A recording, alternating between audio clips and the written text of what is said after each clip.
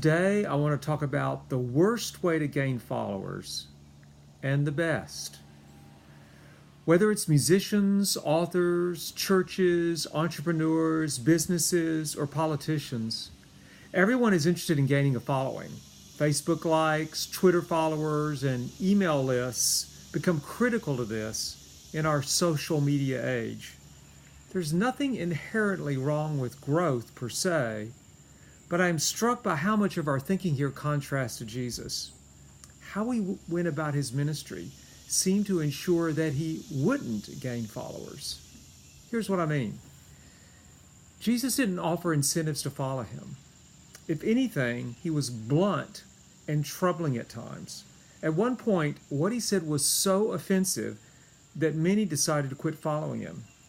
Repeatedly, he said that his way meant leaving behind and letting go of so many other things. In the end, it meant death to ourself.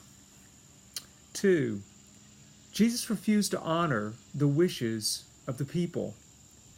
In that time, Jesus was at the center of so many conversations and debates. So many believed that he would be the new Messiah that would throw out the Romans. But he did not cater to the wishes of the people. He did not give them what they wanted as followers. He had a mission to accomplish that disallowed such thinking. He was not going to inherit worldly power. He was going to the cross. Number 3, Jesus did not use others to gain a following. In a digital age, it is so easy to use others, to see them as tools or just as numbers to gain a following. Jesus, though, had only one agenda. It was others. It was their redemption. The Gospels record countless times when he would stop and minister to individuals. Everyone had a name to Jesus. Everyone had a story to hear. Number 4, Jesus had no image to project. So much of gaining followers in our age is about image management to appeal and attract. But Jesus had no image to keep up. There was an indelible isness about him that turned heads and terrified others. He was who he was, and he was not going to change that, even with death threats on his head. Number 5, Jesus had a different metric for success. The end of his life, his earthly life, is a stunning rebuttal to our common measurements for success. He was rejected by the power brokers of its age, found guilty of a crime he didn't commit, tortured mercilessly, and murdered in the worst possible way imaginable.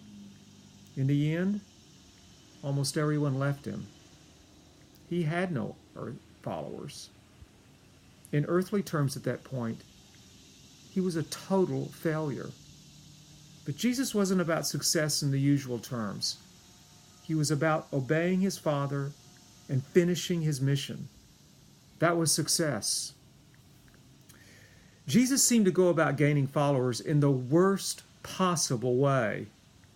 But the legacy of his life has garnered more followers than anyone else in history.